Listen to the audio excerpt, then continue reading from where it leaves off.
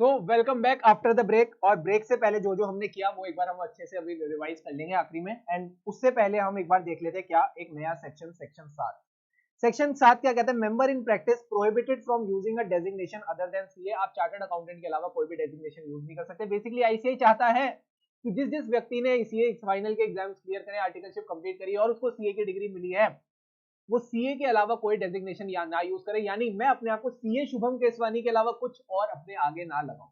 तो इसमें कुछ पेक्यूलियर पॉइंट्स हैं, उनको एक बार देखते चलते हैं और समझते समझते आगे बढ़ेंगे।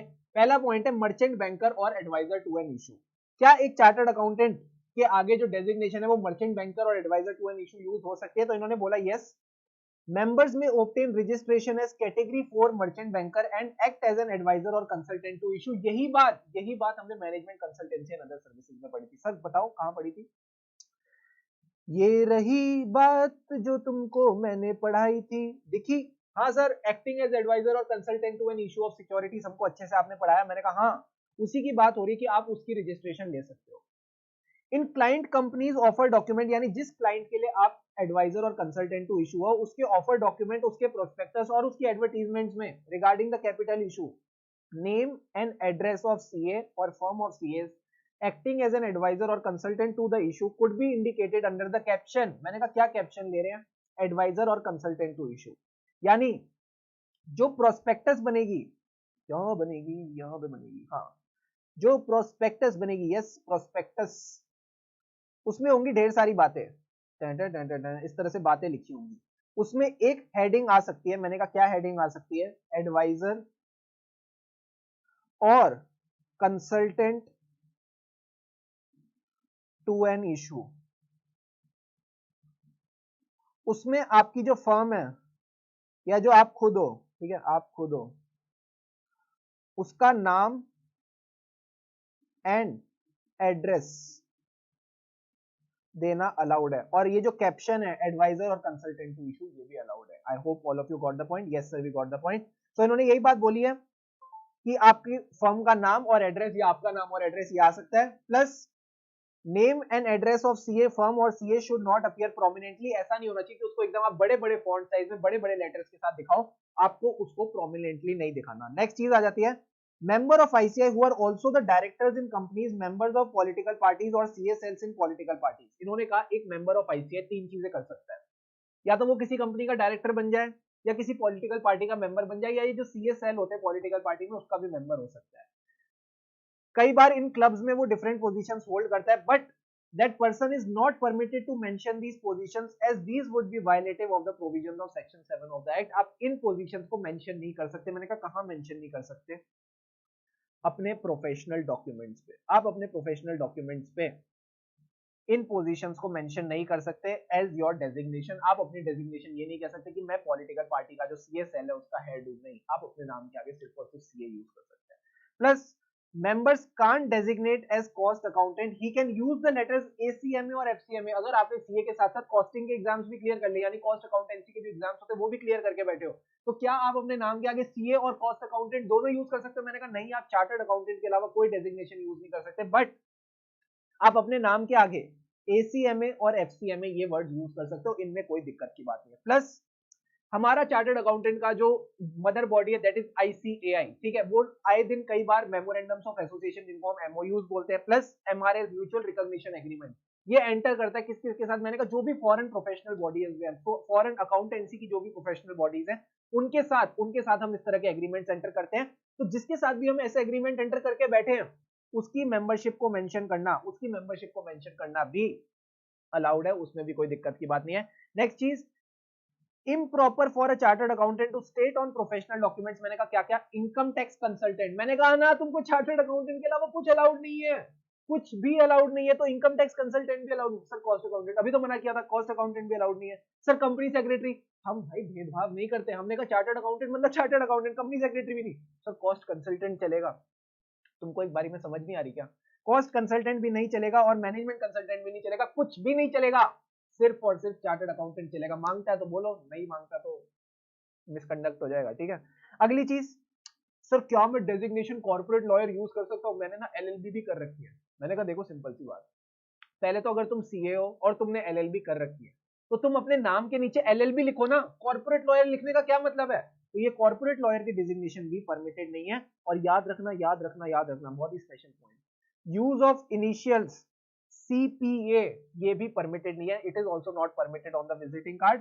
तो आप अपने विजिटिंग कार्ड पे अगर आपने CPA भी क्लियर कर रखा है, यानी जो यूएस का CPA होता है, अगर आपने वो भी क्लियर कर रखा है, तो आप CPA भी नहीं लिख सकते। इसको समराइज करूं तो मैं क्या बोलूंगा? तो समराइज करोगे तो ये बोलेंगे चार्टर्ड अकाउंटेंट के अलावा कुछ अलाउड नहीं है। जो भी आपने पोजीशन सेल्ड कर रखी है उनकी कोई डेजिग्नेशन आप यूज नहीं कर सकते। बट याद रहे, अगर किसी कंपनी के साथ आप एडवाइजर और कंसल्टेंट टू एन इशू है, तो उसकी जो प्रोस्पेक्टस है, उसके जो ऑफर डॉक्यूमेंट है, उसमें हेडिंग आ सकती है, उसमें कैप्शन आ सकती है, एडवाइजर और कंसल्टेंट टू इशू, उसमें आपका या आपकी फर्म का नाम और एड्रेस डाल सकते हैं। बट याद रहे, नाम और एड्रेस प्रोमिनेंटली नहीं दिखना चाहिए, जैसे बाकी चीजें लिखिए वैसे के वैसे ही नाम और एड्रेस आना चाहिए। क्या ये बातें क्लियर है? हाँ सर ये बातें क्लियर है, इसमें कोई दिक्कत की बात नहीं है, ये बातें हमको एकदम क्लियर है। सर क्या ACCA लिख सकते हैं? मैंने कहा आप अपने नाम के आगे ACCA नहीं लिख सकते।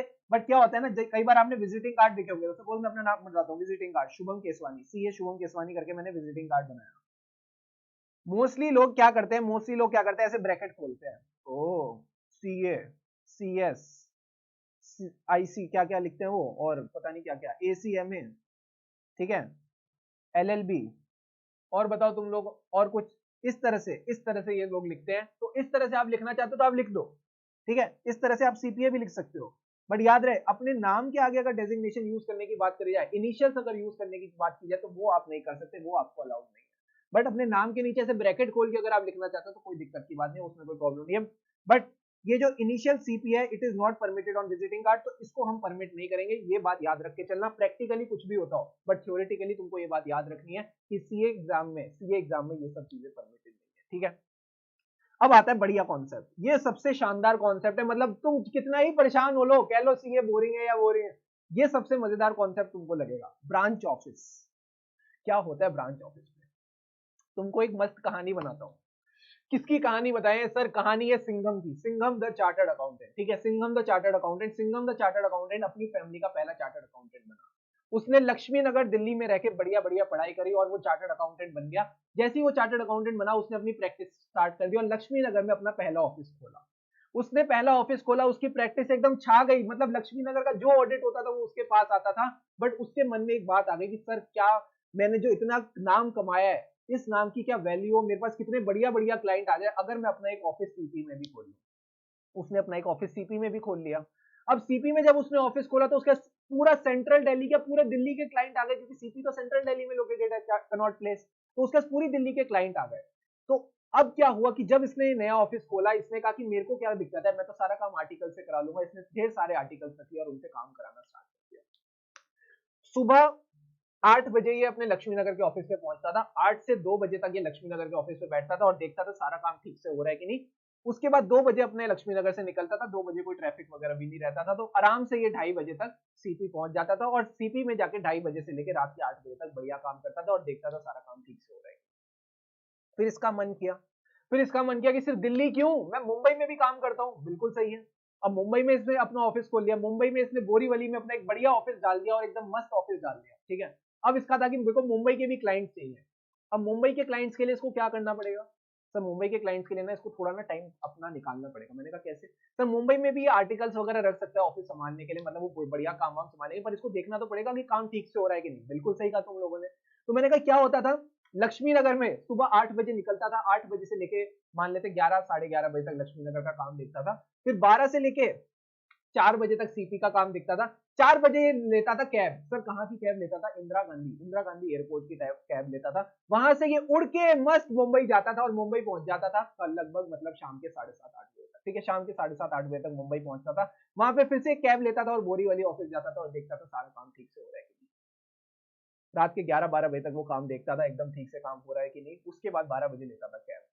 कहाँ की कैब लेगा अब ये? फिर वापस दिल्ली के जाने के लिए छत्रपति शिवाजी जो टर्मिनल है वहां की कैब लेता था और वापस दिल्ली उड़ के आता था। क्यों करता है ये सब काम? सर बिकॉज जहां पे भी इसने ऑफिस खोल रखा है, इसको इंश्योर करना है कि सारी क्वालिटी मेंटेन रहे, ठीक है, सारा काम ठीक से हो। इसके लिए एक चार्टर्ड अकाउंटेंट को हर ऑफिस में होना जरूरी है और ये बात ICAI को पता चल गई।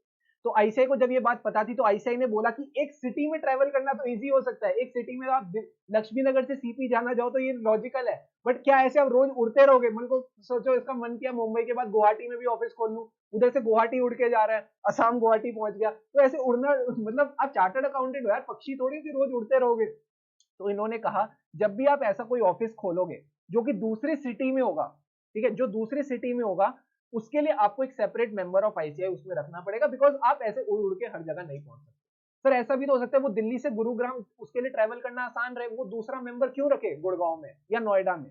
तो मैंने कहा सिंपल सी बात है, यहाँ पे उन्होंने डिस्टेंस भी दिया है, मतलब उन्होंने एक प्रोविजन तो दिया दूसरी सिटी का, प्लस उन्होंने एक बात बोली है, अगर कोई एरिया 50 किलोमीटर है फ्रॉम द सिटी, तो वहां पे आपको सेपरेट मेंबर रखने की जरूरत नहीं है, मतलब 50 किलोमीटर आप इजीली ट्रेवल कर सकते हो, कोई दिक्कत की बात नहीं, वहां की आप क्वालिटी का अच्छे से ख्याल कर सकते हो। एक बात और, सर जो लोग हिली एरियाज में रहते हैं, सर हिली एरियाज मतलब हिमाचल प्रदेश, मनाली, कुल्लू मनाली, लद्दाख, यहाँ पे तो सर बहुत बर्फ पड़ती है ठंड के दिनों में। मैंने कहा कब कब पड़ती है? सर नवंबर, दिसंबर, जनवरी, बहुत ज्यादा ठंड रहती है। क्लाइंट तो छोड़ो, चार्टर्ड अकाउंटेंट खुद अपनी फर्म में नहीं आ पाता, खुद अपने ऑफिस नहीं पहुंच पाता। मैंने कहा हाँ, 3 महीने के लिए ड्यूरिंग द विंटर्स इन्होंने एक एक्सेप्शन दी है कि आप जो अपना रेगुलर ऑफिस है उसको छोड़ के अपना एक टेम्पररी ऑफिस डाल सकते हो प्लेन्स एरियाज में। सर प्लेन एरिया मतलब दिल्ली, पंजाब, जो भी प्लेन एरियाज है जहां बर्फ वगैरह नहीं पड़ती, वहां पे आप अपना प्लेन एरियाज में ऑफिस डाल सकते हो। और उस ऑफिस के लिए भी, उस ऑफिस को भी जब आप डाल रहे होगे तो आपको अपना रेगुलर ऑफिस क्लोज करने की जरूरत नहीं है, आप अपने टेम्पररी ऑफिस में काम कर सकते हो, बट याद रहे 3 महीने के लिए अलाउड है। चलो एक बार सेक्शन 27 पढ़ते हैं। तुमको मैंने ओवरऑल सारा बता ही दिया है, यही बातें लिखी है, बहुत लॉजिकल सेक्शन है, बहुत मजेदार सेक्शन है। Section 27 of the act, if a CA in practice और a firm of CAs has more than one office in India, उनका इंडिया में एक से ज्यादा ऑफिस है, each one of such offices should be in separate charge of a member of ICAI, हर office पे एक मेंबर ऑफ आईसीआई बैठा होना चाहिए। Above conditions shall apply to any additional office beyond 50 kilometers from the municipal limits of the city where it is situated, यानी अगर कोई office 50 kilometre तक है तो उसमें तो सेपरेट मेंबर रखने की जरूरत नहीं है, बट कई अगर ऑफिस 50 किलोमीटर से ज्यादा दूर है तो उस पर आपको एक सेपरेट मेंबर ऑफ आईसीआई रखने की जरूरत है। एग्जेम्पशन दे दिया इन्होंने हिली एरियाज के लिए। सर हिली एरियाज की क्या एग्जेम्पशन है? जो मैंने तुमको बताया, temporary office is allowed in plains for a limited period not exceeding 3 months per annum, आप साल में 3 महीने के लिए कर सकते हो। No need to close the regular office, यानी जब मैंने अपना टेम्पररी ऑफिस खोला है मुझे अपना रेगुलर ऑफिस बंद करने की जरूरत नहीं है। And the correspondence can be made at the regular office, आप रेगुलर ऑफिस पे भी जो भी कॉरेस्पॉन्डेंस है, कॉरेस्पॉन्डेंस का क्या मतलब होता है? सर कॉरेस्पॉन्डेंस का मतलब होता है जो भी मेल्स हैं, ट्रांसफर्स है, वो सारी चीजें, डॉक्यूमेंटेशन है, वो आपकी रेगुलर ऑफिस पे डिलीवर की जा सकती है। Name board on the temporary office not to be displayed when it's not functional, यानी 3 महीने के लिए हमने टेम्पररी ऑफिस लिया है, उस टाइम पे नेम बोर्ड रह सकता है, बट बाकी टाइम के लिए नेम बोर्ड नहीं रहेगा, बाकी टाइम पे हम नेम बोर्ड को नहीं रखेंगे। अगली चीज, temporary office not to be mentioned on visiting card और letterheads as place of business. Sir एक बात बताओ, क्या temporary office permanent place of business है या टेम्पररी प्लेस ऑफ बिजनेस है? It's a temporary place of business, तो आप उसको प्लेस ऑफ बिजनेस नहीं बता सकते, टेम्पररी ऑफिस को आप अपनी प्लेस ऑफ बिजनेस नहीं दिखा सकते, ना तो विजिटिंग कार्ड पे दिखा सकते हो ना लेटर हेड पे दिखा सकते हो। अगली चीज, बिफोर विंटर्स यानी ठंड आने से पहले, मेंबर और the firm should inform ICI about opening the temporary office from the date and after closure intimate ICI via registered post, यानी जब भी आप ऑफिस खोलोगे बिफोर द विंटर्स आपको आईसीआई को इंटीमेट करना है, एंड जब विंटर्स चली जाएंगी और आप ऑफिस क्लोज करोगे तब भी आपको आईसीआई को इंटीमेट करना है via registered post. To comply with the requirement of being in charge of office, member to reside in place office situated or attends the office for greater than equal to 182 days। ये क्या कह रहा है? ये कह रहा है, मैंने आपको बोला कि आपको हर ऑफिस के लिए एक मेंबर ऑफ आईसीआई रखना है, मैंने कहा बिल्कुल सही। तो उसको वो कितने दिन ऑफिस अटेंड करेगा कि हम मान लें कि वो सेपरेट मेंबर है फॉर दैट ऑफिस, तो मैंने कहा अगर वो 182 डेज या उससे ज्यादा उस एरिया में रिसाइड करता है या ऑफिस अटेंड करता है, एज द केस में भी हम मान लेंगे कि हमने एक सेपरेट चार्ज ऑफ ऑफिस रख रखा है। एग्जांपल ले लेते हैं, अगर मैं कहूं मेरा मुंबई में एक ऑफिस है और मेरा मुंबई में एक ऑफिस है, उसमें मैंने मिस्टर गुप्ता जी एक चार्टर्ड अकाउंटेंट है, उसको एज अ मेंबर रखा है। तो अगर मिस्टर गुप्ता जी मुंबई में 182 डेज या उससे ज्यादा रहते हैं या फिर 182 डेज या उससे ज्यादा वो मुंबई का ऑफिस अटेंड करते हैं, तो हम मान लेंगे कि मुंबई के ऑफिस के लिए हमने एक separate charge in member of ICI रख रखा है। Plus member can be in charge of 2 offices if they are located in the one and the same accommodation. बहुत ऑब्वियस सी बात नहीं है, 2 ऑफिसेज है एक ही बिल्डिंग में, तो मेरे लिए तो मैनेज करना बहुत ईजी है। अब तो मेरे को उड़ के क्या, कैब लेके क्या, एकदम चल के ही जाना है, लिफ्ट से जाना है। तो मैंने कहा जब आप लिफ्ट और स्टेयर्स का यूज करके ऊपर नीचे घूम सकते हो, तो एक ही अकोमोडेशन में अगर आपके एक से ज्यादा ऑफिसेज हैं तो आपको तो आपको कोई दिक्कत की बात नहीं है, तब आप आराम से उनको मैनेज कर सकते हो, कोई प्रॉब्लम नहीं है। अब आती है बात नेम बोर्ड की। Name board in place of residence allowed of member with designation of CA. आप अपने जो नेम बोर्ड है, जब आप चार्टर्ड अकाउंटेंट बनते हो तो आपके जो घर है उसके बाहर जो नेम बोर्ड है उस पर आप अपना सीए के आगे अपना नाम लिखवा सकते हो।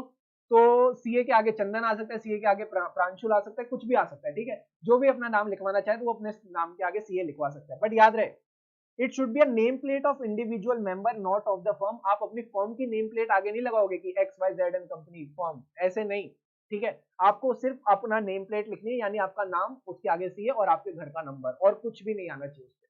नेक्स्ट चीज, exemption may be granted to a member or firm of CAs in practice to have a second office without such second office being in separate charge of member of ICAI। कौन कौन सी exemption है already हम discuss कर चुके हैं। अगर वो same premises में है, सेम सिटी में है, या फिर दूसरी सिटी में है but it is located with in 50 kilometre from the municipal limits of a city, तो आपको एक सेपरेट चार्ज रखने की जरूरत नहीं है, सेपरेट इंचार्ज रखने की जरूरत नहीं है, ठीक है।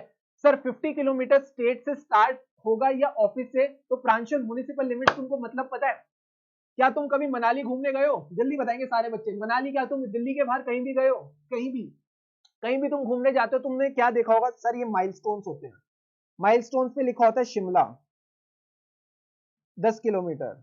ओ, जब वापस आ रहे होते तो क्या लिखा होता है सर? दिल्ली 15 किलोमीटर। यहाँ पे दिल्ली का 15 किलोमीटर का क्या मतलब है? मेरा दिल्ली का जो घर है उससे 15 किलोमीटर बता रहा है, मेरा स्पेशली माइलस्टोन बनाया गया, कहां से बताता है ये? सर ये बताता है राजघाट से। दिल्ली में जो राजघाट एरिया है वो म्युनिसिपल लिमिट डिसाइड करता है, वो डिसाइड करता है कि कहां से 15 किलोमीटर है। जो 15 किलोमीटर है, ये जो 15 किलोमीटर है ये राजघाट की बात कर रहा है। चंदन कह रहा है मैं घूमने नहीं गया कहीं। चंदन कहीं तो घूमने गए होंगे तो रास्ते में इस तरह के माइलस्टोन्स देखे होंगे ना। तो ये 15 किलोमीटर मेरे घर का नहीं बता रहा कि मेरे घर से कितना है, ये 15 किलोमीटर बता रहा है राजघाट से। तो हर एरिया की म्युनिसिपल लिमिट्स डिसाइड करने के लिए एक एरिया होता है, वहां से डिस्टेंस देखा जाता है। तो मैंने कहा वहां से अगर आप डिस्टेंस देखो तो जो 50 किलोमीटर के दायरे में जितने जितने ऑफिस होंगे उसके लिए उसको सेपरेट चार्ज ऑफ नहीं रखने की जरूरत, उसके लिए वो खुद ही सब कुछ मैनेज कर सकता है। क्या तुमको ये सारी बातें क्लियर है? यस, सबको क्लियर है, तो बहुत बढ़िया। अपन अब आगे बढ़ते हैं केवाईसी नॉर्म्स के बारे में। केवाईसी ठीक है, केवाईसी के साथ आगे बढ़ते हैं और अपने नेक्स्ट टॉपिक्स को कवर करते हैं।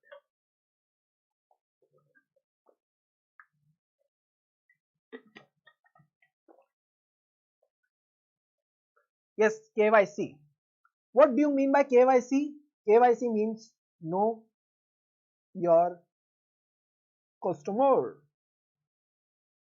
कस्टमर? सर कस्टमर कहां से आया? मैंने कहा देखो, जब तुम सीए इन प्रैक्टिस बन जाओगे, ओके, तुम सर्व करोगे लोगों को। यस सर, एक्स क्लाइंट आएगा, वाई क्लाइंट आएगा, जेड क्लाइंट आएगा। इनकी इंफॉर्मेशन तुम्हारे पास होनी चाहिए, इसका पैन कार्ड, इसका नाम, इसका किस तरह का बिजनेस है, इसके पुराने फाइनेंशियल स्टेटमेंट, तुम्हारे पास सारी डिटेल्स होनी चाहिए। जब तुम बैंक अकाउंट खुलवाने जाते हो, कहां से बैंक अकाउंट खुलवाने जाते हो, वो भी तुमसे क्या क्या मांगते हैं? सर हमारा पैन कार्ड मांगते हैं, हमारा आधार कार्ड मांगते हैं। मैंने कहा बिल्कुल, हमारा आधार, पैन कार्ड, आधार, और क्या क्या मांगते हैं? सर वो हमारा, और क्या मांगते हैं सर? हमारी फोटो मांगते हैं। मैंने कहा हाँ ये सब चीजें, तुम्हारा नाम वगैरह सारी डिटेल्स को तुमसे लेते हैं। तो यही केवाईसी होते हैं, केवाईसी नॉर्म्स के साथ कंप्लाई करना पड़ता है एक चार्टर्ड अकाउंटेंट को। So KYC norms approved by the council of ICAI are given below, यानी आईसीआई का जो काउंसिल है उसने हमें बोला इंडियन केवाईसी नॉर्म्स के साथ हमें कंप्लाई करना है। इसके ऊपर एक बढ़िया सा क्वेश्चन है आईसीआई के स्टडी मटेरियल में और हमारे क्वेश्चन बैंक में भी है, ठीक है, तो वो तुमको करके बड़ा मजा आएगा। जहां हमारा क्लाइंट इंडिविजुअल या प्रोप्राइटर है, क्लाइंट कैसे कैसे हो सकते हैं सर? या तो इंडिविजुअल या प्रोप्राइटर होगा, या तो कॉर्पोरेट एंटिटी होगा, या फिर क्या होगा? Non corporate entity. Non corporate entity क्या बच गई? इंडिविजुअल और प्रोप्राइटर के अलावा क्या बच गया सर? फर्म और एलएलपी। या तो फर्म होगी या एलएलपी होगी, और तो कोई हमारे पास ऑप्शन ही नहीं है। तो यही क्लाइंट होंगे हमारे, क्या क्या होंगे? या तो इंडिविजुअल होगा, या कॉर्पोरेट एंटिटी होगा, या फिर नॉन कॉर्पोरेट एंटिटी होगी जिसको हम फर्म और एलएलपी मान सकते हैं, ठीक है। तो बात करते हैं इंडिविजुअल की। तो हम लेंगे सबसे पहले तो दो इंफॉर्मेशन, जनरल इंफॉर्मेशन और एंगेजमेंट इंफॉर्मेशन। एंगेजमेंट इंफॉर्मेशन हर केस में आएगी, चाहे इंडिविजुअल हो, चाहे कॉर्पोरेट एंटिटी हो, या नॉन कॉर्पोरेट एंटिटी हो। मैंने कहा एंगेजमेंट इंफॉर्मेशन मतलब टाइप ऑफ एंगेजमेंट, किस तरह की एंगेजमेंट है, यानी ऑडिट है, कंसल्टेंसी है, एक्सेट्रा। इसी तरह की एंगेजमेंट होगी, या तो ऑडिट होगा, या कंसल्टेंसी होगा, या कुछ और होगा। जनरल इंफॉर्मेशन में आप क्या मांगोगे? सबसे पहले तो मांगोगे नाम, इंसान का नाम क्या है जो आपसे सर्विस लेने आया है, प्लस पैन नंबर और Aadhaar card number of the individual, आप सामने वाले का पान मांगेंगे, पान मतलब पैन नंबर और Aadhaar card number of the individual, plus उसके बिजनेस के डिस्क्रिप्शन और लास्ट ऑडिटेड फाइनेंशियल स्टेटमेंट्स की कॉपी। क्या क्या लिया आपने सामने वाले व्यक्ति से?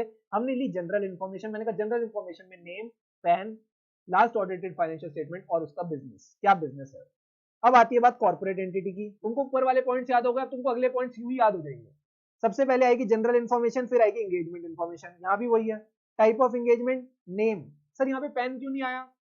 क्योंकि एक बंदा नहीं है ना, बहुत सारे डायरेक्टर है, सबके मांगेंगे, और कंपनी भी है।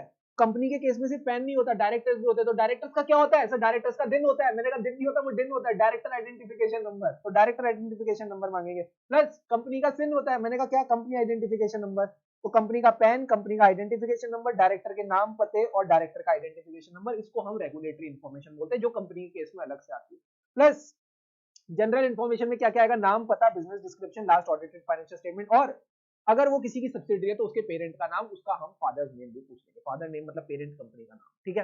तो ये हमारा कॉर्पोरेट एंटिटी के केस में हो गया। लास्ट चीज आ जाती है नॉन कॉर्पोरेट एंटिटी। इसके केस में भी आएंगे general information, engagement information, and engagement information के अंदर आ जाएगा type of engagement. Engagement information, type of engagement तो सब केसेस में आ रहा है, और जनरल इन्फॉर्मेशन भी मोटा माटी सब केसेस में आ रहा है, मोटा माटी का सब केसेस में आ रहा है। और जनरल इन्फॉर्मेशन में हम क्या मांगते हैं? नाम, पता, pan, business description, last audited financial statement, और इसमें बस एक एडिशनल चीज आ जाएगी, पार्टनर के नेम्स और एड्रेस, और उन पार्टनर्स के क्या क्या पैन है, आधार नंबर है, और उनके director identification number. Sir partner का डायरेक्टर आइडेंटिफिकेशन नंबर, एलएलपी के पार्टनर की बात है, एलएलपी के पार्टनर को डायरेक्टर आइडेंटिफिकेशन नंबर लेना पड़ता है। क्या केवाईसी नॉर्म्स क्लियर है? Yes sir KYC norms clear है, इनमें कोई दिक्कत नहीं है। तो this was all about the KYC norms.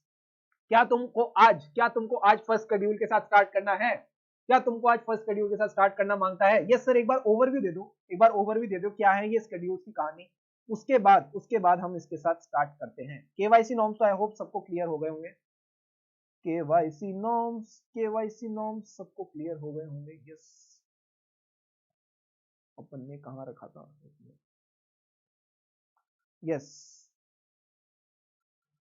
क्या है शेड्यूल्स? सबने कहा यस सर, एकदम क्लियर है, बहुत बढ़िया चंदन जी। तो अपन अब स्टार्ट कर रहे हैं शेड्यूल्स के साथ। क्यों है ये शेड्यूल्स, क्या है ये शेड्यूल्स, क्या क्या इंपॉर्टेंट है इसमें? तो मैंने कहा सिंपल सी बात है, डिसिप्लिनरी प्रोसीडिंग्स। क्या तुमको मैंने एक बात बताई थी? क्या बात बताई थी? सर एक बंदा है जिसने सीए का एग्जाम क्लियर कर लिया, वो चार्टर्ड अकाउंटेंट बन गया, उसका जो नाम है वो रजिस्टर ऑफ मेंबर से रिमूव हो सकता है अगर उसने कोई प्रोफेशनल और अदर मिसकंडक्ट कर दिया। इसी की बात हो रही है। ये मिसकंडक्ट कौन से शेड्यूल में होता है? तो पहले मैं तुमको समझाता हूं। अगर किसी ने कोई गलती करी तो सबसे पहले तो आपको कंप्लेंट करनी पड़ेगी और फीस देनी पड़ेगी। किसको? मैंने कहा डिसिप्लिनरी डायरेक्टरेट, इसको हम आज से प्यार से डीडी बोलेंगे। क्या बात है, क्या बात है। प्रांशुल कह रहे सर पढ़ाते जाओ, आज हम बोनवीटा मिलकर बैठे हैं, तैयारी जीत की, बहुत बढ़िया। तो डिसिप्लिनरी प्रोसीडिंग में तुमको देखना है, एक डायरेक्टरेट डिसिप्लिन के पास कंप्लेंट जाएगी। मैंने कहा कंप्लेंट किसको? कंप्लेंट के साथ क्या जाएगा? पैसा। पैसे, बिना पैसे के हम कुछ नहीं करेंगे, ठीक है, बिना पैसे के अपन कुछ नहीं करेंगे। पहले कंप्लेंट देंगे, साथ में फीस देंगे। कंप्लेंट और फीस देंगे किसको? डीडी को, डायरेक्टरेट डिसिप्लिन। उसके बाद उसकी मर्जी है कि उसको क्या लगता है कि सामने वाला व्यक्ति गिल्टी है या नॉट गिल्टी है, ठीक है। डायरेक्टरेट डिसिप्लिन अपना एक ओपिनियन बनाएगा कि यार ये व्यक्ति गिल्टी है या नॉन गिल्टी है। तो मैंने कहा देखते हैं, अगर उसको लगता है नॉट गिल्टी, पहले नॉट गिल्टी करते हैं, बहुत ईजी है। अगर उसको लगता है नॉट गिल्टी तो वो बोर्ड ऑफ डिसिप्लिन को भेजेगा, जिसको हम बोलेंगे बीओडी, ठीक है। डायरेक्टरेट डिसिप्लिन के पास केस आया, उसको देखने की या तो गिल्टी है नॉट गिल्टी। अगर उसको लगता है नॉट गिल्टी तो वो किसके पास केस भेजता है? सर वो बोर्ड ऑफ डिसिप्लिन के पास केस भेजता है। अब बोर्ड ऑफ डिसिप्लिन ने अगर एक्सेप्ट कर लिया कि हाँ भाई नॉट गिल्टी है, तो मैटर नहीं, वही क्लोज, गिल्टी नहीं है, सीए भी खुश, भांगड़ा पाएगा। उसके बाद अगर उसने कर दिया रिजेक्ट कि नहीं नहीं नहीं हो सकता गिल्टी हो, then he will advise the directorate discipline to investigate further। वो कहेगा कि भाई तुम फिर से इन्वेस्टिगेट करो, मेरे को तो लग रहा है कुछ गड़बड़ है। और अगर उसको लगता है मैटर फर्स्ट शेड्यूल के साथ है तो वो प्रोसीड कर जाएगा, क्योंकि फर्स्ट शेड्यूल किसके हाथ में है? First schedule board of discipline के हाथ में है। और अगर उसको लगता है सेकंड शेड्यूल का है तो वो डीसी को दे देगा। सर डीसी मतलब दिल्ली कैपिटल, मैंने कहा आईपीएल का फीवर उतार दो दोस्तों, एग्जाम आने वाले हैं। डीसी मतलब डिसिप्लिनरी कमेटी, डिसिप्लिनरी कमेटी को भेज देगा, वो डिसिप्लिनरी कमेटी को ये केस रेफर कर देगा। फिर से समझो मेरे साथ, तीन पार्टीज की बात हुई है अभी तक। पहले केस किसके पास आता है? सर पहले केस आता है डायरेक्टरेट डिसिप्लिन के पास, जिसको हम आज से प्यार से बोलेंगे डीडी। डीडी के पास केस आता है, केस भी आता है, फीस भी आती है। उसके बाद उसको देखना होता है कि क्या बंदा गिल्टी है, क्या बंदा नॉट गिल्टी। अभी तक हम नॉट गिल्टी की बात कर रहे थे। मैंने कहा नॉट गिल्टी में एक बात लिखिए, क्या? तो नॉट गिल्टी में लिखा है या तो वो केस एक्सेप्ट करेगा या रिजेक्ट करेगा। मैंने कहा या तो एक्सेप्ट करेगा या रिजेक्ट करेगा। अगर उसने एक्सेप्ट कर दिया बोर्ड ऑफ डिसिप्लिन ने, बोर्ड ऑफ डिसिप्लिन को लगा कि हाँ एक्चुअल में बंदा गिल्टी नहीं है, तो वो वहीं के वहीं मैटर क्लोज कर देगा। और अगर उसने रिजेक्ट कर दिया, सर अगर उसने रिजेक्ट कर दिया तो दिक्कत की बात हो जाएगी। मैंने कहा क्या दिक्कत की बात हो जाएगी अगर केस रिजेक्ट कर दिया? तो बेसिकली अब वो क्या करेगा, वो डायरेक्टरेट डिसिप्लिन यानी डीडी को बोलेगा तू उसको और इन्वेस्टिगेट कर और देख क्या इसमें हम कुछ पकड़ सकते हैं, क्या इसमें कोई गलती है, मेरे को लग रहा है गलती है। और अगर उसको लगता है नहीं सीधा सीधा जो मैटर है वो फर्स्ट शेड्यूल को लेके है, तो वो इन्वेस्टिगेट करना खुद ही शुरू कर देगा कि फर्स्ट शेड्यूल बीओडी के हाथ में रहता है। और अगर उसको लगा फर्स्ट शेड्यूल का नहीं है, सेकंड शेड्यूल का है, तो सेकंड शेड्यूल का मैटर वो भेजेगा डीसी को। डीसी यानी डिसिप्लिनरी कमिटी। और तुमको दिखाते हैं अगर डीडी को लगा कि वो बंदा गिल्टी है, तो या तो वो फर्स्ट शेड्यूल में गिल्टी होगा या सेकंड शेड्यूल में गिल्टी होगा या फिर दोनों शेड्यूल में गिल्टी होगा। मैं एक बात बताऊं, अगर दोनों शेड्यूल में गिल्टी या सेकंड शेड्यूल में गिल्टी है तो हमेशा केस डिसिप्लिनरी कमिटी के पास जाएगा। और अगर फर्स्ट शेड्यूल है तो मैंने तुमको बता दिया बोर्ड ऑफ डिसिप्लिन के पास। और अगर दोनों को लगता है कि भाई बंदा गिल्टी है, तो फर्स्ट शेड्यूल में क्या होगा, वो रेप्रीमांड करेगा। रेप्रीमांड मतलब डांटना, भाई क्यों करते हो ऐसे काम है, तुमको इतनी बार समझाया एज ए चार्टर्ड अकाउंटेंट तुमको अच्छे से काम करना है, ठीक से काम करना है, इतनी मेहनत करके चार्टर्ड अकाउंटेंट बनते हो और ऐसे काम करते हो, ऐसे उसको ना डांट लगाएगा। प्लस उसका नाम रिमूव कर देगा from the register of members up to 3 months, 3 महीने के लिए उसका नाम रिमूव कर देगा। और 1 लाख रुपए तक का फाइन लगाया जा सकता है। You can put a fine up to ₹1 lakh. Sir अगर सेकंड शेड्यूल या दोनों शेड्यूल की बात होगी तो मैंने कहा उसमें भी पहले तो डांट ही लगाई जाएगी, प्लस जो नाम है उसको ना परमानेंटली भी रिमूव किया जा सकता है। बड़ी डर की बात है। So name can be removed permanently और एनी ड्यूरेशन, जितना उसको ठीक लगे। और जो फाइन है that can be up to 5 lakh, 5 lakh रुपए तक का फाइन लगाया जा सकता है, 5 लाख रुपए तक का। ठीक है, तुमको आई थिंक सब कुछ क्लियर हो गया। यस सर क्लियर हो गया। एक बार फिर से रिवाइज करा दो। मैंने कहा सिंपल सी बात है, केस किसके पास आएगा सर, केस आएगा डीडी के पास। डीडी यानी डायरेक्टरेट डिसिप्लिन। केस भी आएगा, फीस भी आएगी। उसके बाद उसको लगेगा या तो गिल्टी है या नॉट गिल्टी है। मैंने कहा अगर उसको लगता है कि गिल्टी है या नॉट गिल्टी है, ठीक है, तो अगर उसको लगता है नॉट गिल्टी है तो मैंने कहा नॉट गिल्टी है, और सामने वो किसको रेफर करेगा, वो बोर्ड ऑफ डिसिप्लिन को भेजेगा। अगर बोर्ड ऑफ डिसिप्लिन को लगता है कि एक्चुअल में नॉट गिल्टी है, उसने एक्सेप्ट कर लिया केस, तो वहीं के वहीं मेंबर छूट गया, वो टाटा बाय बाय पार्टी करेगा। उसके बाद अगर उसको लगता है नहीं ये गिल्टी हो सकता है, अगर उसको लगता है गिल्टी हो सकता है, तो वो बोलेगा डीडी को भाई थोड़ा इन्वेस्टिगेट फर्दर करो और देख कि गिल्टी है कि नहीं। या फिर अगर उसको लगता है ये फर्स्ट शेड्यूल को लेके मैटर है, वो खुद ही इन्वेस्टिगेट कर देगा। या फिर उसको लगता है सेकंड शेड्यूल से रिलेटेड मैटर है या दोनों शेड्यूल से रिलेटेड मैटर है, तो वो डीसी को भेज देगा यानी डिसिप्लिनरी कमिटी। अब आती है बात, अगर डायरेक्टरेट डिसिप्लिन को लगता है कि वो गिल्टी है, तो मैंने कहा अगर उसको लगता है गिल्टी है तो सिंपल सी बात है, अगर गिल्टी लगता है तो या तो बोर्ड ऑफ डिसिप्लिन को भेजेगा अगर फर्स्ट शेड्यूल से रिलेटेड है, या फिर सेकंड और बोथ शेड्यूल से रिलेटेड है तो किसको भेजता है मुझे बताओ। बोथ शेड्यूल से रिलेटेड है तो किसको भेजता है, तुम चैट में भी लिख सकते हो, डिसिप्लिनरी कमेटी को। तो मैंने कहा डिसिप्लिनरी कमेटी को भेजेगा। और अगर फर्स्ट शेड्यूल में बंदा गिल्टी पाया गया, बोर्ड ऑफ डिसिप्लिन ने पकड़ लिया गिल्टी है, तो सबसे पहले डांट लगाएगा। उसके बाद उसका नाम रिमूव कर सकते हैं for a period of 3 months और फाइन लगा सकते हैं अप टू ₹1 लाख। ये बात हमने करी। दूसरी चीज, अगर सेकंड शेड्यूल में गिल्टी पाया गया तो क्या होगा, तो सेकंड शेड्यूल में गिल्टी पाया गया फिर से डांट लगेगी, पर इस बार जो नाम है वो परमानेंटली भी हटाया जा सकता है और एनी ड्यूरेशन जितना उनको ठीक लगे। एंड लास्ट चीज आ जाएगी क्या, लास्ट चीज आ जाएगी फाइन अप टू ₹5 लाख। जहां पे भी प्रोसीडिंग्स होती है, जहां पे भी ये चीजें होती है, हमेशा अपील का प्रोविजन होता है। यहाँ पे बस एक बात याद रखना, जब भी उसको गिल्टी नहीं पाया जाएगा वहीं के वहीं मैटर क्लोज करेंगे। अब आती है बात अपील की। Appeal can be made by a member और डायरेक्टर डिसिप्लिन। सर कौन कौन अपील कर सकता है, मैंने कहा या तो मेंबर अपील कर सकता है या डायरेक्टर डिसिप्लिन अपील कर सकता है। मुझे बात बताओ मेंबर कब अपील करेगा, सर मेंबर तब अपील करेगा जब उसको गिल्टी पाया जाएगा। डायरेक्टरेट डिसिप्लिन कब अपील कर सकते हैं, सर डायरेक्टरेट डिसिप्लिन कब अपील कर सकता है, जब मेंबर को गिल्टी नहीं पाया गया पर डायरेक्टरेट डिसिप्लिन को लगता है कि मेंबर गिल्टी है। They can file an appeal with in 90 days. वो 90 डेज में अपील फाइल कर सकते हैं टू द अपीलेट अथॉरिटी। नाम भी अपील है, नाम भी अपील है, अपीलेट अथॉरिटी।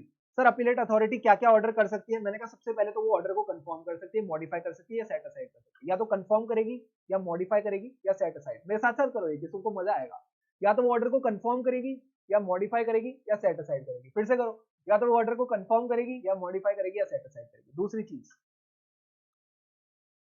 या तो वो पेनल्टी को इंपोज करेगी या सेट असाइड करेगी या तो रिड्यूस करेगी या एनहेंस करेगी। पेनल्टी क्या क्या हो सकती है, पेनल्टी इंपोज हो सकती है, सेट असाइड हो सकती है, रिड्यूस हो सकती है, इनहेंस हो सकती है, ठीक है।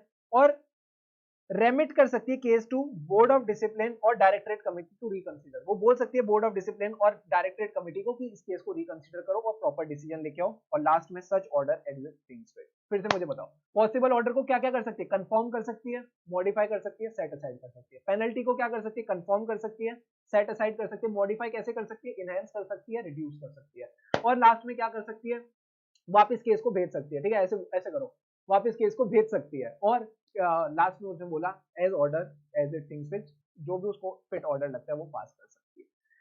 ठीक है, क्या तुमको ये सारी बातें क्लियर है? हाँ सर ये सारी बातें क्लियर है। और अब आ जाते हैं हम क्या, अब आ जाते हैं नेक्स्ट टॉपिक पे, फर्स्ट शेड्यूल के साथ स्टार्ट करते हैं। तो अभी तक तुमको मैंने फर्स्ट शेड्यूल बता दिया कि फर्स्ट शेड्यूल की क्या कहानी है। हाँ सर आपने फर्स्ट शेड्यूल की कहानी बताई, तो चलो फर्स्ट शेड्यूल के साथ स्टार्ट करते हैं। और फर्स्ट शेड्यूल है तो सेकंड शेड्यूल भी है, और फर्स्ट शेड्यूल में कितने पार्ट्स है? मैंने कहा फर्स्ट शेड्यूल में 4 पार्ट है। पहला पार्ट किसको लेके? मैंने कहा पहला पार्ट है relating to the chartered accountant in practice. जो सीए प्रैक्टिस में है, professional misconduct in relation to CA in practice, वो पार्ट 1 में आता है। सर इसका मतलब पार्ट 2 में वो लोग आते हैं जो एम्प्लॉय में, अरे यार तुमको तो सारी चीजें आती है, तुम पढ़ के आ रहे हो। हाँ राइट, जो मेंबर्स इन सर्विस है वो पार्ट 2 में आएंगे। सर फिर तो पार्ट 3 में वो आएगा जो दोनों में है। मैंने कहा अरे यार तुम तो कमाल कर रहे हो, बिल्कुल ही सही। तो पार्ट 1 में वो आ गया जो प्रोफेशनल, जो चार्टर्ड अकाउंटेंट प्रैक्टिस में है। पार्ट 2 में आ गया जो मेंबर इन सर्विस है। पार्ट 3 हो गया general, professional misconduct to the member generally, चाहे वो प्रैक्टिस में हो या सर्विस में हो, फर्क नहीं पड़ता। एंड पार्ट 4 में क्या आएगा? पार्ट 4 में ना प्रोफेशनल मिसकंडक्ट नहीं आएगा, पार्ट 4 में आएगा अदर मिसकंडक्ट। पार्ट 4 में हम अदर मिसकंडक्ट की बात करेंगे, यानी उसने कोई ऐसा एक्टिविटी करी है जिससे हमारे जो प्रोफेशन है उसको डिसरिप्यूट आता है, उसको हम अदर मिसकंडक्ट में डिस्कस करेंगे। तो पार्ट 1 की बात करें, professional misconduct in relation to CA in practice. A CA in practice is deemed to be guilty of professional misconduct if he, चलो शुभारंभ करते क्लॉज 1 के साथ, if he allows any person to practise in his name as a CA unless, अगर आप किसी भी बंदे को अलाउ करते हो to practise in your name as a CA unless such other person is also a CA in practice and is in partnership with or employed by him। क्या कह रहा है ये कह रहा है एक CA in practice हो जाएगा गिल्टी। मैंने कहा क्या sir? Guilty of professional misconduct if he allows, sir यहां पे कीवर्ड ही यही है अलाउज। मैंने कहा क्या? अलाउज एनी पर्सन, किसी भी अरे गहरे नथु कहरे पर्सन को आपने अलाउ कर दिया to practise in his name, sir अपने नाम में प्रैक्टिस करने के लिए अलाउ कर दिया। पर सर हमारा अगर कोई पार्टनर है, हमारा कोई एम्प्लॉय है, अगर वो चार्टर्ड अकाउंटेंट है तो उसको तो अलाउ होना चाहिए। मैंने कहा हाँ ये बात ऐसे ही नहीं समझी, इन्होंने बोल तो दिया unless such person is also a CA in practice, and CA in practice तो है प्लस वो हमारा पार्टनर या एम्प्लॉय है। मैंने कहा एक बंदा हमारा पार्टनर और एम्प्लॉय नहीं है, वो भले ही सीए इन प्रैक्टिस हो, हमारे नाम में क्यों प्रैक्टिस करेगा? अपने नाम में प्रैक्टिस करे ना। तो उन्होंने यही बात समझाने की कोशिश करी है, allows any person to practice in his name as a CA unless such other person is also a CA in practice and is in partnership with or employed by him। क्या तुमको ये बात समझ आई? हाँ सर ये बात समझ आई। मैं तुमको एक बस क्वेश्चन पूछूंगा, आप तुम मेरे को आंसर देते जाना। मिस्टर एक्स ने मिस्टर वाई, जो कि एक सीए इन प्रैक्टिस है और उनके बहुत अच्छे फ्रेंड हैं, ठीक है, बट ये इनको कोई भी सैलरी नहीं देते, कोई इनके साथ शेयरिंग ऑफ प्रॉफिट्स नहीं करते। मिस्टर वाई मिस्टर एक्स के नाम पे ऑडिट उठाता है और ऑडिट्स कंप्लीट करता है। क्या मिस्टर एक्स और मिस्टर वाई में से कोई गिल्टी है? अगर गिल्टी है तो मिस्टर एक्स गिल्टी है या मिस्टर वाई गिल्टी है? सारे बच्चे बताएंगे। मैं तुमको फिर से क्वेश्चन रिफ्रेम करके देता हूं। एक मिस्टर एक्स है, एक मिस्टर वाई है, ठीक है? हाँ सर ठीक है। मिस्टर एक्स भी सीए इन प्रैक्टिस है, मिस्टर वाई भी सीए इन प्रैक्टिस है। मिस्टर वाई जो है वो मिस्टर एक्स के नाम पे ऑडिट्स करता है, प्लस इसको कोई सैलरी नहीं मिलती, इसको कोई इसकी पार्टनरशिप फर्म का शेयर ऑफ प्रॉफिट्स नहीं मिलता, पर यहां साल के आखिरी में इसको एक लमसम अमाउंट मिलता है, एक लमसम अमाउंट इसको दे दी जाती है, लमसम अमाउंट मिल जाती है, ठीक है? लमसम अमाउंट मिलता है। क्या इसमें कोई गिल्टी है? पहले तो ये क्वेश्चन है मेरा तुमसे। प्लस अगर गिल्टी है तो क्या मिस्टर एक्स गिल्टी है या मिस्टर वाई गिल्टी है? ये बताओ मुझे। अब देखते हैं किस किस को कितना कितना समझ आया। मिस्टर एक्स गिल्टी है या मिस्टर वाई गिल्टी है, ये देखने वाली बात है। जल्दी बताएंगे सारे बच्चे कौन गिल्टी है, क्या मिस्टर एक्स गिल्टी है या मिस्टर वाई गिल्टी? सबने एकदम सही सही बता रहे हैं, मिस्टर एक्स गिल्टी है। नारायण स्वामी ने बोला मिस्टर एक्स इज गिल्टी, चंदन ने कहा नॉट गिल्टी, बरलोटा महिमा ने कहा नॉट गिल्टी, गोदावरी जी ने कहा यस मिस्टर एक्स, और किसने कहा कोई भी नहीं? प्रांशुल ने कहा कोई भी नहीं, सुषमा ने कहा मिस्टर एक्स इज गिल्टी, अनुभव ने कहा मिस्टर एक्स, वासवी सिंगल ने कहा no one is guilty, Narayan Swami Gayatri ने कहा विदाउट बीइंग इन पार्टनरशिप। देखो सिंपल सी बात है, क्लॉज 1 ने क्या कहा? क्लॉज 1 ने कहा कोई भी चार्टर्ड अकाउंटेंट किसी को अलाउ नहीं करेगा to practise in his name. मैंने कहा कब तक अलाउ नहीं करेगा? जब तक कि वो सीए इन प्रैक्टिस ना हो। तो मैंने कहा मिस्टर वाई ने कंडीशन सेटिस्फाई करी है, वो सीए इन प्रैक्टिस है, प्लस दो चीजें, या तो वो उसका एम्प्लॉय हो या फिर वो उसका पार्टनर हो। क्या ये इसका एम्प्लॉय है? मैंने कहा सैलरी तो नहीं मिलती, तो पक्की बात है एम्प्लॉय नहीं है। दूसरा, क्या इसको शेयर ऑफ प्रॉफिट्स मिलता है? मैंने कहा सिर्फ शेयर ऑफ प्रॉफिट्स किसको मिलता है? सर पार्टनर को मिलता है। तो मैंने कहा इसको पार्टनरशिप का शेयर ऑफ प्रॉफिट्स भी नहीं मिलता। तो कहीं ना कहीं इसने पहली कंडीशन तो सेटिस्फाई कर दी, बाकी दोनों कंडीशन बाकी दूसरी कंडीशन सेटिस्फाई नहीं कर पाया। इस वजह से यहाँ पे एक्स गिल्टी हो जाएगा, because he is allowing mister Y to practise in his name. तो यहाँ पे एक्स गिल्टी हो जाएगा। क्या ये बात समझ आ गई? हाँ सर ये बात समझ आ गई, हमें क्लॉज 1 एकदम अच्छे से समझ आ गया। इस क्लॉज को लाया क्यों गया है? इस क्लॉज को लाया क्यों गया है? Above clause is intended to safeguard the public against unqualified accountant practicing under the cover of qualified accountant। ये कह रहा है कि अगर आप किसी अनक्वालिफाइड अकाउंटेंट को अलाउ करते हो अपने नाम में प्रैक्टिस करने के लिए, तो कहीं ना कहीं इससे हमारा जो प्रोफेशन है उसका नाम खराब होता है, सर्विसेज की जो क्वालिटी है बहुत पुअर जाती है। तो सेफ गार्ड करने के लिए, पब्लिक को बचाने के लिए कि कोई अनक्वालिफाइड अकाउंटेंट क्वालिफाइड अकाउंटेंट के नाम में प्रैक्टिस ना करे, उसके लिए हम इस लॉज को लाए हैं। Plus it ensures that the work of accountant will be carried out by a CA who may be his partner or his employee and would work under his control and supervision। अगर कोई मेरा partner होता है, कोई मेरा employ होता है, तो मेरी उसके काम पे नजर रहती है। और मैंने कहा जब नजर रहती है तो प्रॉपर कंट्रोल एंड सुपरविजन बना रहता है। जब भी तुम क्लॉज 1 का आंसर लिखोगे, पहले तो क्लॉज 1 कोट करोगे। क्लॉज 1 क्या है? जल्दी से एक बार रिवाइज कर लेते हैं, याद कर लेते हैं। A CA in practice shall be deemed to be guilty of professional misconduct। कब होएगा guilty of professional misconduct? If he allows, जैसे ही तुमने वर्ड अलाउ बोला वैसे ही तुम्हें सारी बातें याद आ जाएंगी। If he allows a person to practice in his name, unless sir कब अलाउ कर सकते हैं? such other person is also CA in practice and is in partnership with or employed by him। इस क्लॉज को लाया क्यों गया?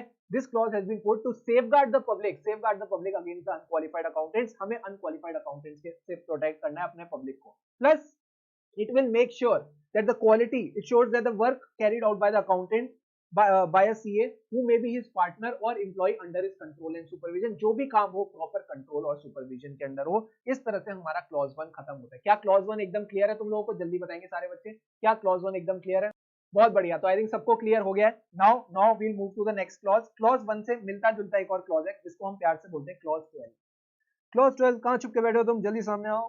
Clause 12, clause 12, clause 12, clause 12, clause 12, clause 12, इससे मिलता जुलता ही है, वो एकदम मिलता जुलता क्लॉज है। ये रहा।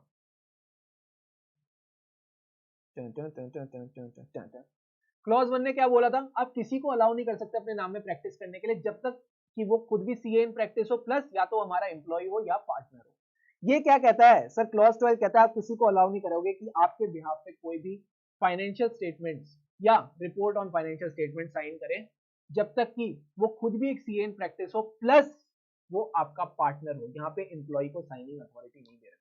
यानी मेरे नाम पे कौन साइन कर सकता है? मेरे नाम पे मैं साइन कर सकता हूँ, मेरी फर्म का कोई पार्टनर साइन कर सकता है जो खुद एक सीए इन प्रैक्टिस है, उसके अलावा कोई साइन नहीं करेगा। इन्होंने यही बात बोली, a CA in practice shall be deemed to be guilty of professional misconduct if he allows.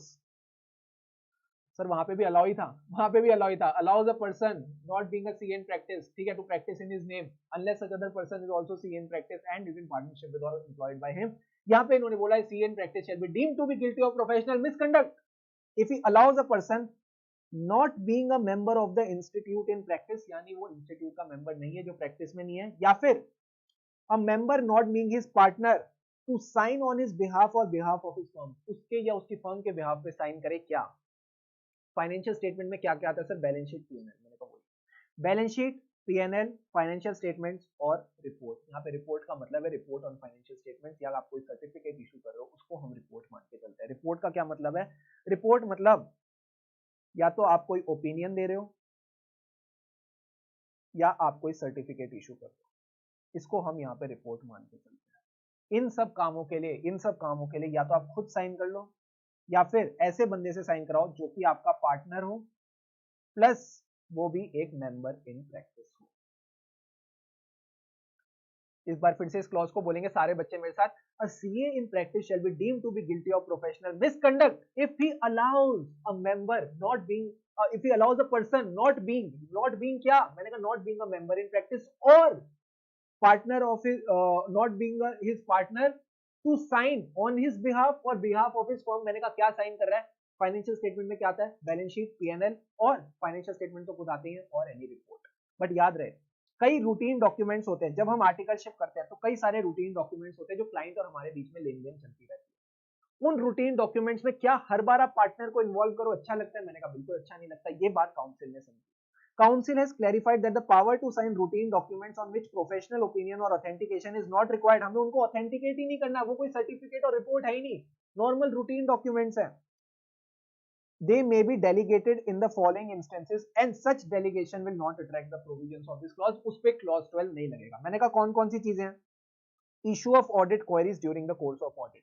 Audit करते वक्त आप क्लाइंट से कई बार सवाल वगैरह पूछते हो, मैंने कहा ऐसी ऑडिट क्वेरीज इशू करने के लिए पार्टनर को परेशान करने की जरूरत नहीं, आप आराम से क्वेरी से रिलेटेड एक और पॉइंट है क्वेश्चन है, आपको जो भी सवाल जवाब करने हैं आप वो नॉर्मली कर सकते हैं। Plus letter forwarding draft observation और ड्राफ्ट फाइनेंशियल स्टेटमेंट। याद रहे यार, ड्राफ्ट फाइनेंशियल स्टेटमेंट्स की बात हो रही है, फाइनल फाइनेंशियल स्टेटमेंट्स की बात नहीं हो रही। ड्राफ्ट मतलब अभी पक्के नहीं हुए, अभी कच्चे फाइनेंशियल। तो ड्राफ्ट फाइनेंशियल स्टेटमेंट जो इशू होते हैं before the final financial statement, उनके लिए भी आपको पार्टनर को परेशान करने की जरूरत नहीं। प्लस अच्छा लगेगा एक पार्टनर ऐसे स्टैंपिंग कर रहा होगा वाउचर्स के ऊपर, मैंने कहा बिल्कुल नहीं। तो जो भी initiating and stamping of vouchers है and of schedule prepared in the purpose of audit, इनके लिए भी आपको पार्टनर को परेशान नहीं करना। रूटीन कॉरेस्पॉन्डेंस एज मैंने आपको बताया कोई दिक्कत की बात नहीं है। Plus issue of memorandum of cash verification and other physical verification or recording result thereof in the books of client। मुझे एक बात बताओ, कैश वेरिफिकेशन करने ऑडिट में कौन जाता है? पार्टनर जाता है या आर्टिकल जाता है? सर आर्टिकल जाता है। तो मैंने कहा जब भी आर्टिकल कैश वेरिफिकेशन करने जाता है वहां पे साइन वाइन करके आता है ऑडिट के दौरान। मैंने कहा ये भी जो कैश वेरिफिकेशन होते हैं इनका जो फॉर्मेट बनाना होता है और उस पर जो साइन वाइन करना होता है, ये काम भी एक आर्टिकल कर सकता है। Plus issuing acknowledgements for the records produced. Client ने जो आपको रिकॉर्ड्स और डॉक्यूमेंट्स दिए हैं उसके लिए अगर आप एक्नॉलेजमेंट देते हो कि हाँ मेरे को ये रिकॉर्ड्स और डॉक्यूमेंट्स मिल गए, इसके लिए भी पार्टनर को परेशान करने की जरूरत नहीं है। एंड आखिरी के दो मैटर्स हैं, raising of bills and issuing acknowledgements for money receipts. यानी जो भी आपने बिल्स रेज करने हैं और एक्नॉलेजमेंट्स इशू करनी है और जो भी आपको पैसा मिला है उसके लिए भी आपको पार्टनर को परेशान करने की जरूरत नहीं है। लास्ट चीज आ जाती है attending to the routine matters in tax practice. यानी आपके टैक्स प्रैक्टिस के जो भी रूटीन मैटर्स हैं, यानी आपको टैक्स अथॉरिटी के आगे हाजिरी लगा के आनी है अपने क्लाइंट के बिहाफ पे, तो उसके लिए भी पार्टनर को परेशान करने की जरूरत नहीं है, आर्टिकल जा सकता है। And this is a star point. यहाँ पे section 288 of income tax act हमको अलाउ करता है, उसमें कोई दिक्कत की बात नहीं है, subject to the provisions of section 288 of income tax act, जो की बात करता है ऑथराइज रिप्रेजेंटेटिव की। यानी एक क्लाइंट को कौन रिप्रेजेंट कर सकता है बिफोर टैक्स अथॉरिटीज, तो वहां पे भी यही लिखा है कि पार्टनर का जाना जरूरी नहीं है, कोई एक आर्टिकल वगैरह को भी आप भेज सकते हो। तो attending the routine matters of tax practice, चाहे जीएसटी की बात हो या इनकम टैक्स की हो, आप ये सब काम कर सकते हो। और जो भी बाकी एडमिन वाला काम है, रूटीन वाला काम है, उसको भी आप डेलीगेट कर सकते हो। क्या ये सारी बातें क्लियर है? हाँ सर क्लियर है। अब मेरा आपसे एक बहुत प्यारा क्वेश्चन, एक बैंक से हमारा जो क्लाइंट है उसको बैंक से लोन लेना है, और ये ऐसा वैसा लोन नहीं है, वर्किंग कैपिटल लोन है। वर्किंग कैपिटल लोन में हमेशा जो बैंक है वो एक चीज करवाता है, वो करवाता है इन्वेंट्री वेरिफिकेशन। वो एक इन्वेंट्री वेरिफिकेशन कराता है और उसको इन्वेंट्री का एक सर्टिफिकेट चाहिए होता है। तो मुझे एक बात बताओ, ये जो सर्टिफिकेट बैंक मांग रहा है, इस पे जो साइन है, क्या चार्टर्ड अकाउंटेंट इन प्रैक्टिस जो पार्टनर है उसी का चाहिए होगा, या फिर इसको हम डेलीगेट कर सकते हैं? I want your answer. क्या इस पे हमें सिर्फ और सिर्फ सीए इन प्रैक्टिस जो पार्टनर है उसका साइन चाहिए होगा, या इसको हम डेलीगेट कर सकते हैं? सारे बच्चे आंसर देंगे। मैं एक बार फिर से क्वेश्चन रिपीट कर सकता हूं।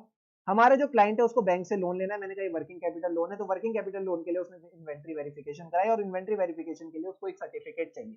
अब ये जो सर्टिफिकेट है, इसमें जो साइन है, उसकी जो वेरिफिकेशन है वो सीए इन प्रैक्टिस जो पार्टनर है वो करेगा, या फिर इसको डेलीगेट कर सकता है? ये मेरा आपसे सवाल है, सारे बच्चे जवाब बताएंगे।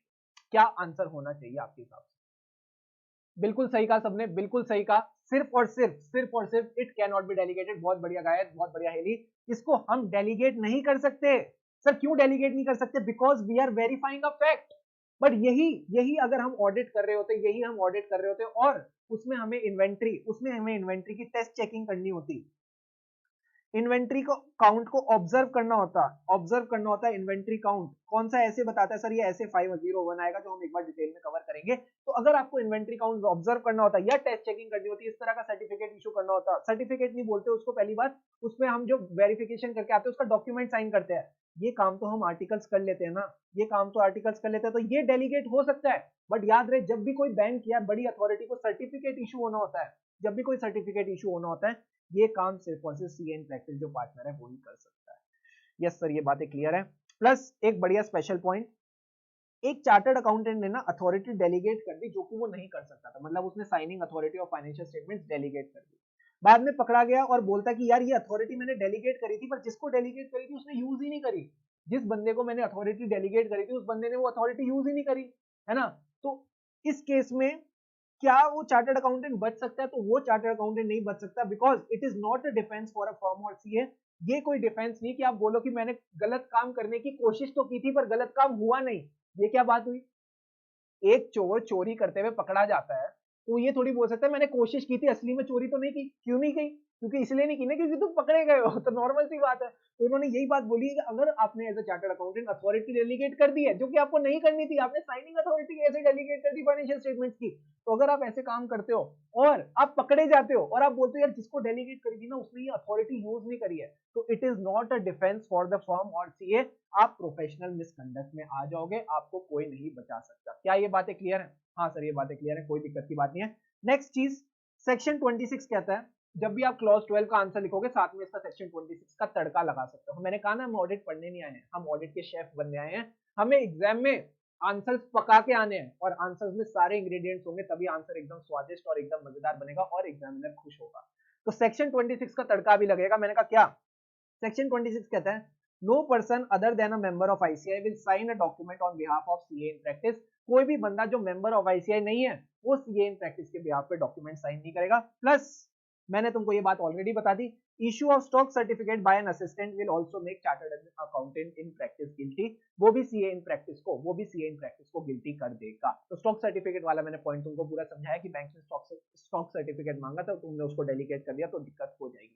तो this is all for today guys, I hope all of you enjoyed. हमने इसके बाद दो क्लॉज कवर करें। कौन कौन से क्लॉज? क्लॉज 1 और क्लॉज 12। क्लॉज 1 ने क्या कहा सर? क्लॉज 1 ने कहा CA in practice shall be deemed to be guilty of professional misconduct under clause 1 of part 1 of first schedule. मैंने कहा क्या कहता है वो?